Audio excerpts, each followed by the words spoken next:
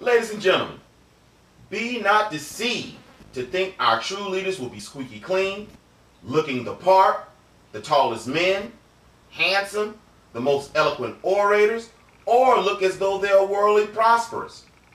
The stories of Moses, King David, John the Baptist, and the Messiah have proven those thoughts to be false. As we all know, Moses killed the Egyptian and stuttered. That's the reason why Aaron had to talk for him. But it's during King David's anointing, Yah set the record straight for us. For context's sake, Yah told the prophet Samuel to go into the house of Jesse, and he would tell him who to anoint as the new king of Israel. The prophet took one look at Eliab. Well, let's read it, shall we? 1 Samuel 16, 6 through 7. Quote, "And it came to pass when they came in," it's talking about Jesse's sons, "that he saw Eliab and said, Surely Yah anointed is before him. But Yah said to Samuel, Look not on his appearance, nor on his stature, for I have rejected him. For Yah seeth not a man's looks, for man looks at the outward appearance, but Yah looks at the heart." Example, I told you, but wait. According to Wikipedia under Psalms 151, content, quote, "As it stands in the Greek text in this song, David rejoices that Yah favors him and hears his prayers in worship. David states that he was least of his brothers, and yet God chose him to be the anointed king." Example. So as you can see, don't go for the cool cats that look like they are the cool cats.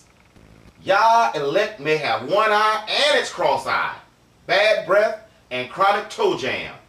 Think about it for a second. Yah made one of his prophets marry a harlot and walk around barefoot. That just gotta look strange. To prove my point, Saul was chosen for those same superficial reasons, and look what happened to him. But wait! The Messiah got people's minds right with having this perception when they met John the Baptist. Luke 7, 24 through 26.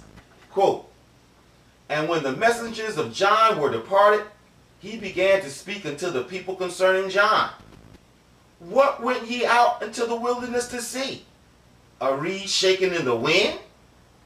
But what went out ye to see? A man clothed in soft raiment? Behold, they which are gorgeously apparelled and live delicately are in king's courts. But what went ye out for to see? A prophet? Yea, I say unto you, and much more than a prophet." Example. To get the sarcasm and lesson, you must first know the backstory about John the Baptist. Okay, just imagine the modern you going to meet what you heard was the greatest preacher on earth. When you get there and behold what you spent a 3 days journey in the hot African sun and riding a stank-ass camel is a cat that is a recluse, looks like he is a wild man, dressed funny, and eats locusts and sap from trees. The word honey is a mistranslation of the text. Bees are unclean animals, and honey is their vomit. But wait! Now that I think about it, the Messiah wasn't what the chicks would call a hunk either. Isaiah 53, 1 through 3.